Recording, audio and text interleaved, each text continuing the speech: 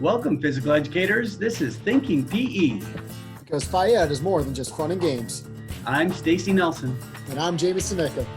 and it's our goal to dig deeper beyond the activities that make your class awesome. So buckle up and join us on this journey.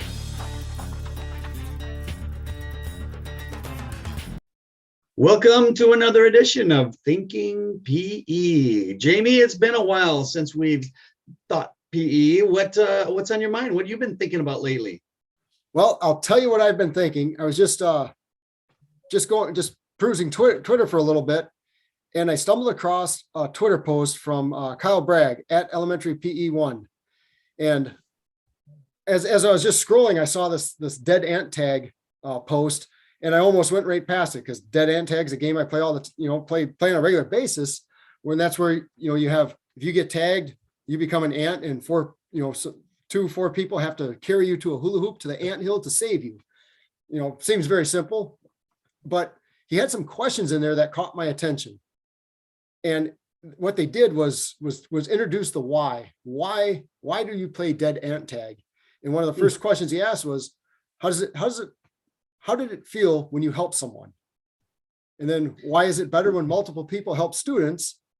And what are other ways you can help people in the school or the community?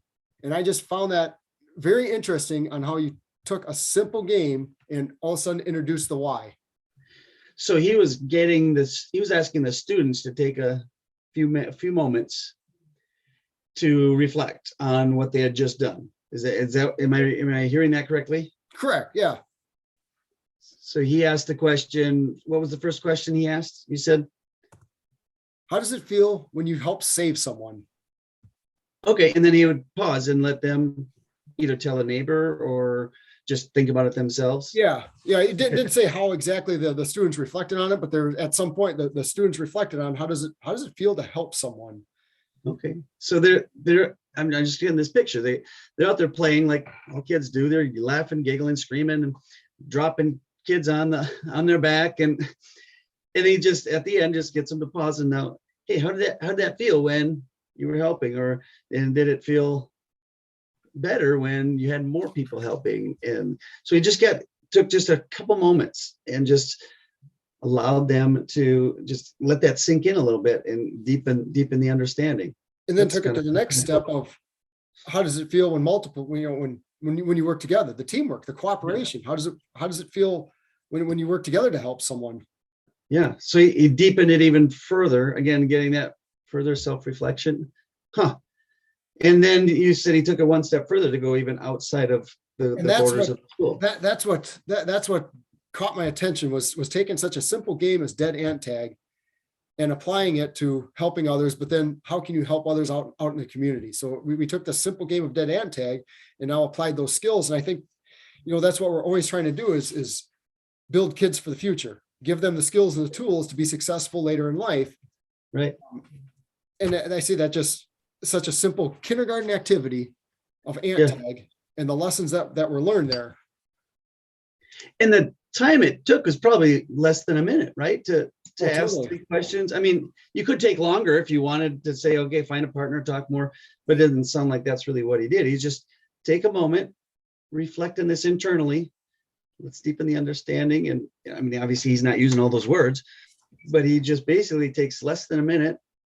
And then magically he's deepened his lesson if he had a 30-minute class period, in 1/30 of his time with the kids, he's taken that lesson just a whole nother level deeper into, and even hitting some of the other standards for that matter. And I'll take it.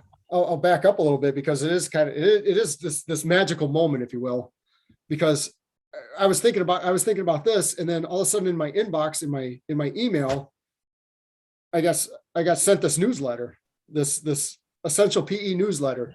I was like, where'd that come from? Yeah, could you maybe tell me where that came from?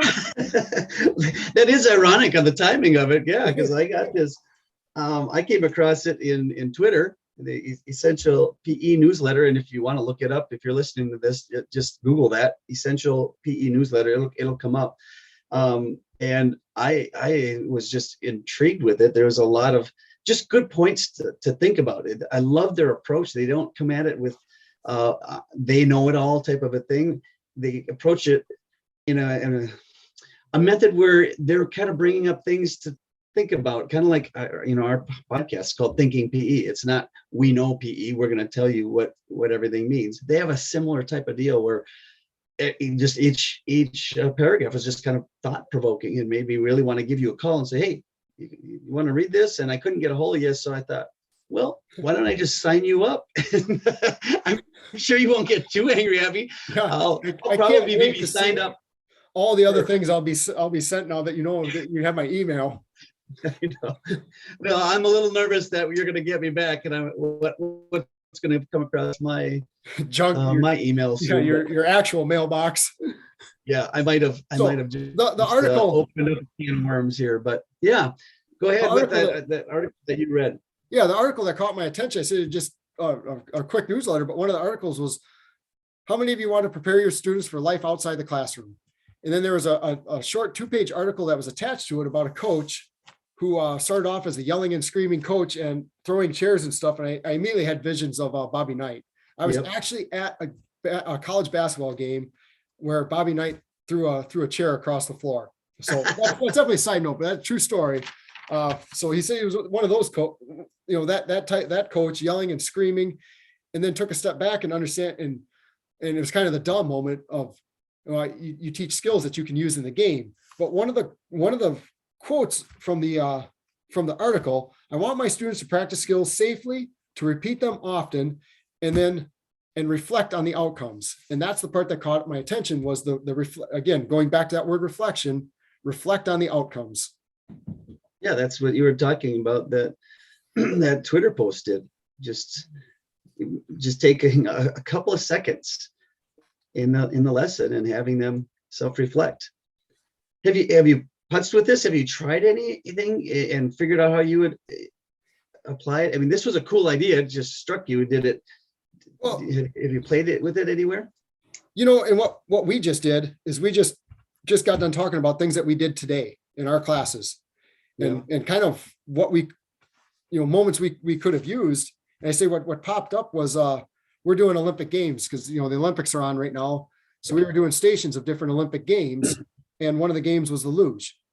And it was just an activity where the kids laid on these big scooters, the platforms with the 2 scooters underneath that we usually use to haul mats around. And it was had one student lay down on their back and another student push them and see how far they could push them. And then I had lines set where they could get a bronze medal, a silver medal, or a gold medal. And kids had a blast with it. It was a lot of fun. But then what we were chatting about is, what if I took a minute and just talked about how did it feel to help somebody? How did it feel to push somebody on a scooter? And you brought up a great point about, how did it feel to ride the scooter? Yeah. Yeah. And then what I was thinking about with that is, if your partner pushed you really fast, you have to trust that they're not going to just keep running you into a wall, or I don't know exactly how your setup was, but there's that trust factor that I thought, well, maybe you could explore that in that minute. Ask them, how did it feel to trust somebody else? And when you did trust them, did the level go up? Now think about the next time you have to trust that person. Is it going to be easier? And what would have happened if they ran you into a wall? How hard would it be if you break somebody's trust for them to trust you again?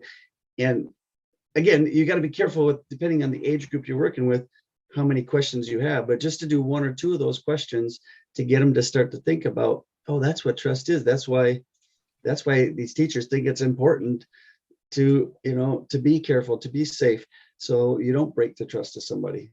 And again, anyway, it hits that national standard, and the actual standard is S4E4, the cooperation and sharing. And I really liked what you talked about with the trust, of building trust and how quickly you can break the trust. And now you can apply that to a classroom setting, outside at recess, or playing in the neighborhood. Just trust in general, and a simple minute to emphasize and learn about trust, and still playing that what was a really fun activity of the luge. Yeah, and it hit a standard. How about that? It's amazing how that works. we keep talking about standards, we're going to lose listeners out of boredom here, but it is amazing how these things come around. And personally, I've found standards 4 and 5 a little harder to focus on and to really make sure I'm hitting. And so it's really nice to have these discussions going. I can take a magic minute here. I don't have to design a whole lesson around a standard 4 or 5. I can just apply something I'm already doing, pause for 1/30th or less of my lesson. And now I deepened the understanding and really applied that standard successfully. So we talked about some other ones too that hit other standards, like jump rope. That was in your class, right? We talked about that. You want to touch on that, how that hit standard, what that was, S5E2, what, challenge? Yeah, For your and challenge students. there again, we practice jump rope quite a bit, and it's applying that perseverance and just taking that minute to talk about perseverance. And maybe at the beginning of class, or think back to when you were in, we have a third grader, a fourth grader. Think back to when you were in kindergarten, when you first got that jump rope, or think of even today as we learned a new skill. Is there anybody that just learned a new skill and talk about that perseverance, and then being able to apply that to other settings like a spelling test, where you have to practice in order to persevere, in order to accomplish something. Right. No, I like how you're applying it outside as well. And the big part for this, this podcast for me, and when you brought this up, the big part for me is that self-reflection of the students. And yes, we can, as teachers, try to help them reflect, and think about outside of themselves and outside of class.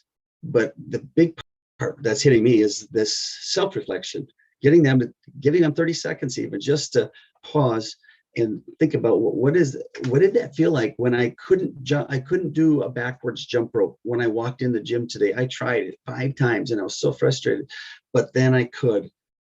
And what does that feel like? And then they carry that with me, and not even necessarily applying it to spelling, although it will, naturally, even if you don't bring it up, that same idea, they'll start to understand it, where, oh, maybe this time they come in the gym next time and they can't do something, and they maybe think, well, I can maybe keep pushing through this, and I couldn't do the backwards jump rope, but now I can. Maybe I'll try the crisscross this time. And there's just so many benefits that come from getting them to just pause just a little bit and self-reflect on whatever it is that your key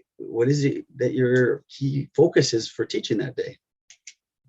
So, and another one that I do quite a bit is rock, paper, scissors to solve problems.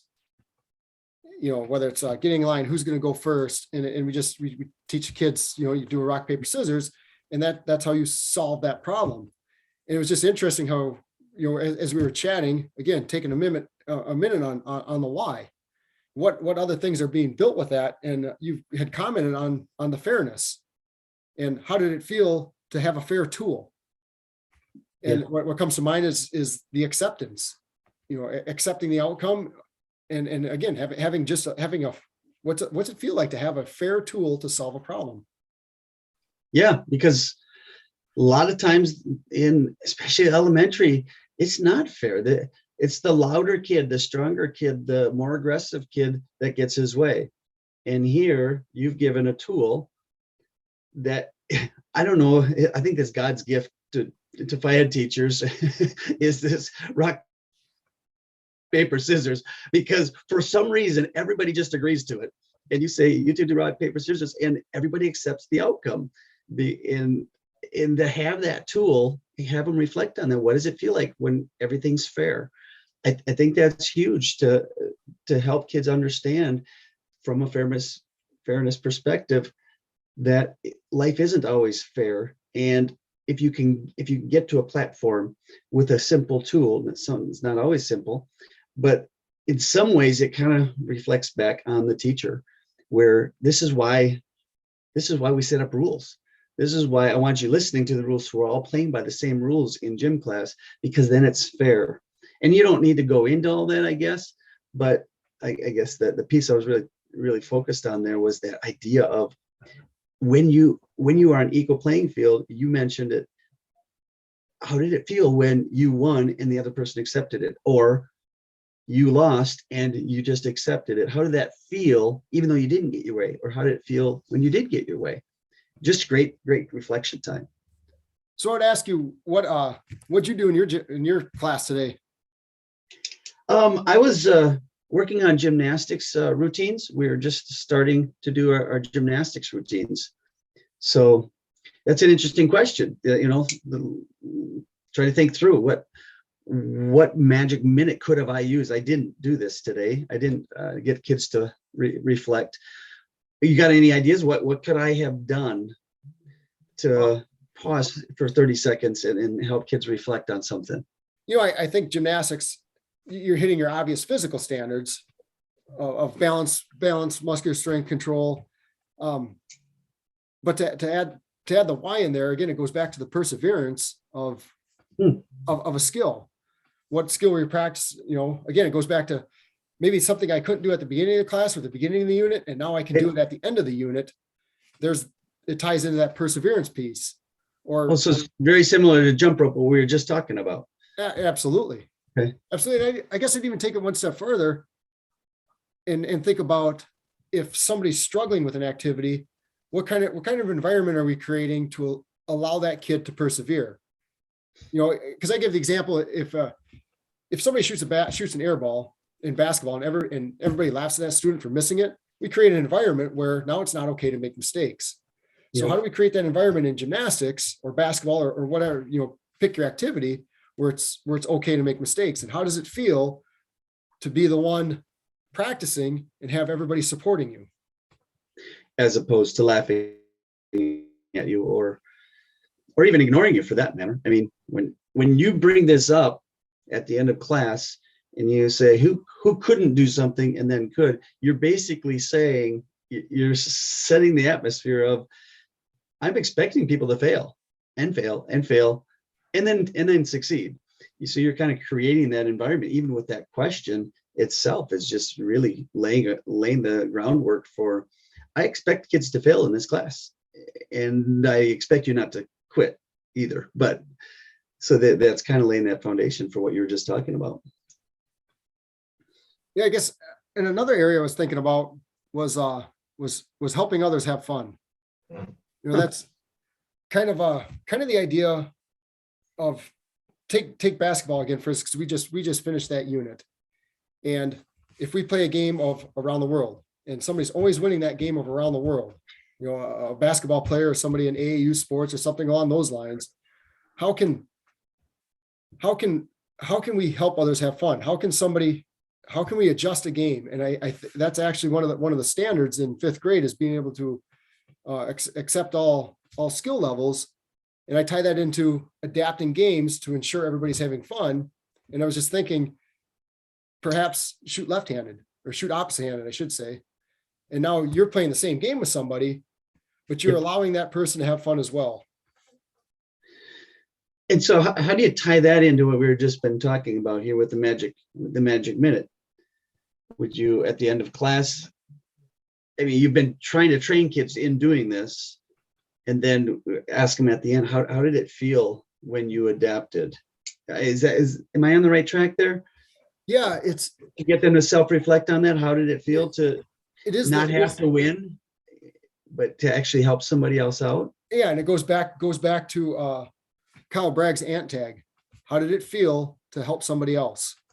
How did it feel when multiple people helped somebody else? Working together, teamwork, to ensuring that somebody else is having fun, somebody else is succeeding.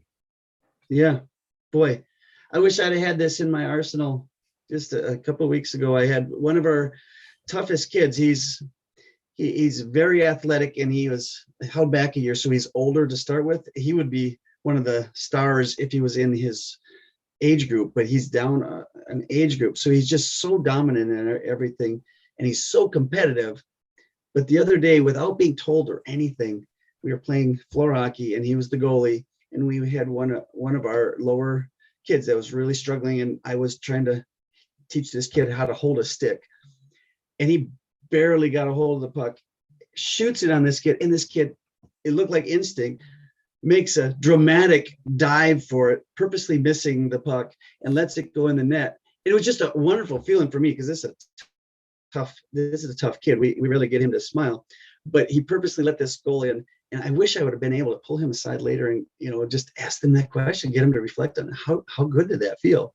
I made a big deal of it to compliment him later, but I wish I would have had this where I could ask him, just take that magic minute and get him to reflect on that. How good did that feel? And maybe use that as a building block for the future.